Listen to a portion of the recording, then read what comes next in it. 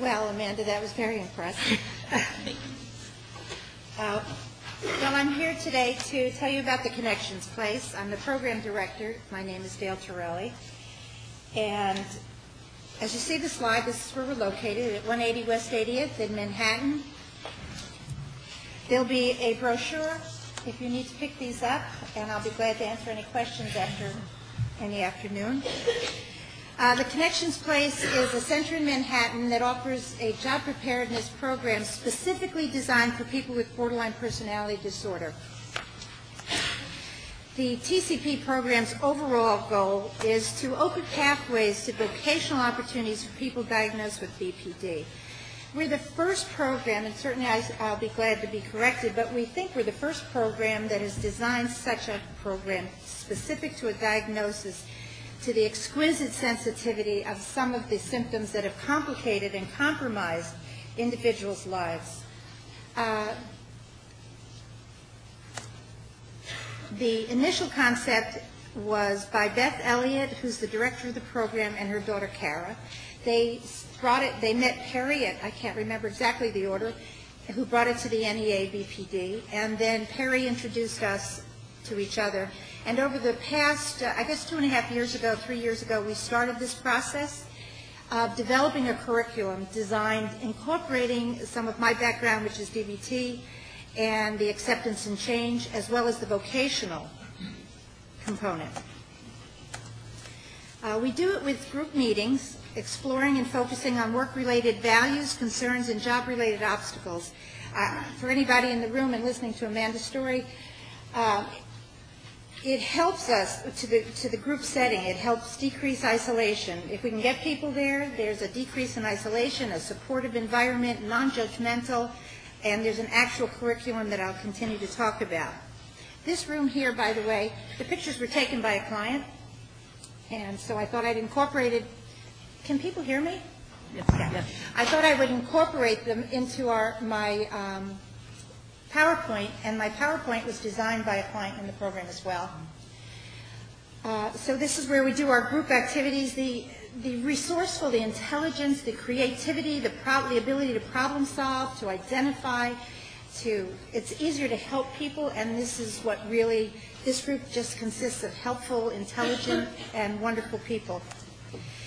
We also do individualized meetings. Beth and I provide individualized meetings to work on short-term, intermediate, and long-term goals. Very often we start at one point and we realize we've raised the bar too high. So we have to go back a little bit, break it down into incremental steps, and restart our process. We assign timelines to it so that it doesn't, time has this sort of forever place. But when you assign a timeline, there's actually, you have a beginning, a middle, and an end, and perhaps your timeline isn't accurate, so you go back and redesign the timeline. But it's an ongoing process. It isn't just a straight line. What we've done is we've invited speakers from the community to discuss topics related to working. Most of the people, by the way, the criteria to come to our program is you have to be at least 18 years of age. You have to be in individual therapy. You must have your therapist's agreement that this is the next step in your recovery. And you can stay in our program as long as you need to, as long as you're making progress, as long as it makes sense. Progress looks different for everybody. So we're not under any federal regulations. We're privately funded so that we can make determinations that make sense instead of being forced to end something as it's beginning. So we're very fortunate in that way. We do, as I mentioned, the individual vocational planning. It's really different for everybody. People come to our program who have never done a resume, who have never gone to college because of some learning disabilities or not being able to organize their thoughts, don't even know how to get an application. And we'll start there. So everything is different. I'm kind of proud to say that the person that came to our program never expecting to have much success just completed her first year at a college in Chattanooga, Tennessee, and is coming back to us during the summer to sort of reevaluate, see if she's still headed in the right direction, or are there other choices that she never even imagined. So I'm very grateful for that opportunity. So vocational planning takes place for each individual as we go. We also do community volunteer jobs. We find that volunteer jobs, our folks want to get paid.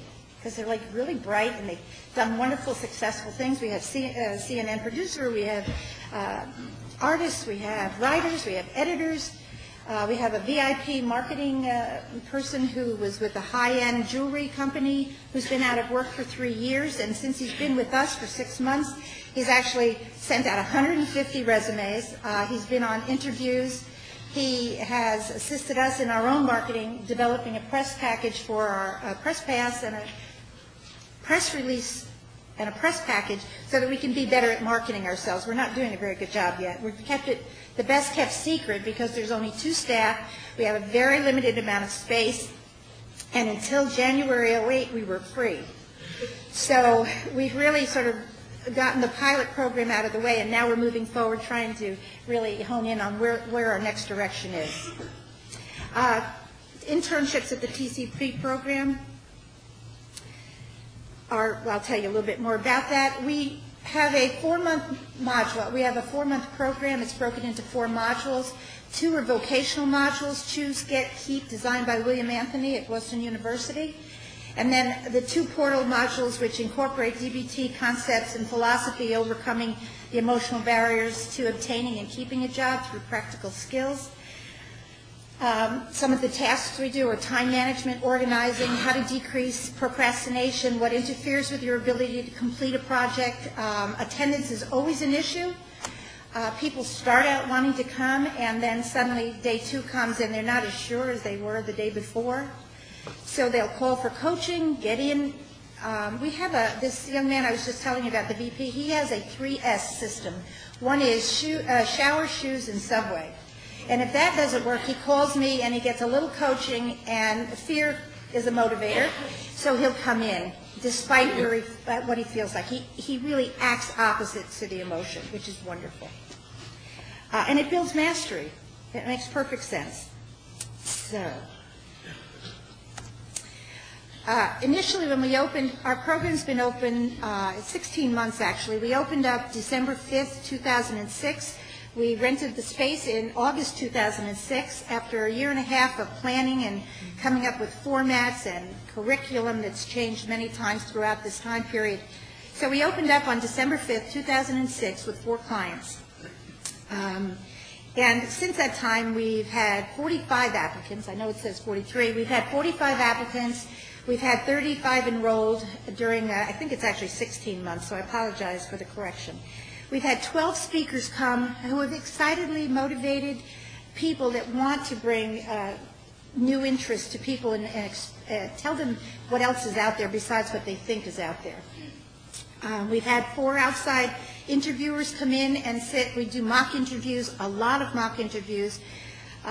We've done 14 in the field. We've sent 14 of our folks out. Actually, it's about 10 people who have gone out 2 times at different times, but into the community, into the corporate world, financial world, other places I can't think of right now. So they go out into the community and they dress as if they're going on an interview, even though the job isn't available, the opportunity to feel the anxiety and the fear and some of the worry thoughts that you have. So they actually go out in the world and do it and mock interviews. We have a group, brand new actually, a group volunteer program in conjunction with New York Cares. We just started this, and this is our 2nd month. We'll be also including animal care, as well as rooftop gardening. We have an impact on the community in which we live. We're giving back, which gives all of us a little pride in what we do.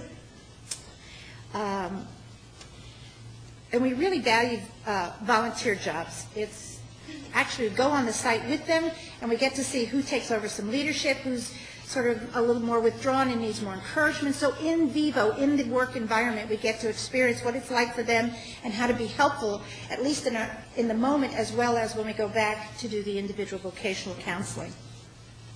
Our current census is 22. The age range is actually 18 to 55. And we, because of space, rather than ask people to leave just because we were out of space or because money was an issue, what we do is we had a transition kind of group. We have a graduate group, even though they haven't necessarily left us. It's where we do more of the supportive, they bring to that group. They branched out of the regular morning program, And they went into the afternoon program, which is where Beth and I will sit and we'll talk about, so what's going on in the job, what's been helpful, what are the interactions, what are the interpersonal conflicts that come up, what are your worried thoughts. We brainstorm whether options or other options are available. So we had to break into two tiers. So now we have a graduate group and we also have the morning group. The morning group is two times a week, Tuesday and Thursdays from 9:30 to 11 o'clock. And then we go into the individual. They have independent time in the computer room. They send out resumes.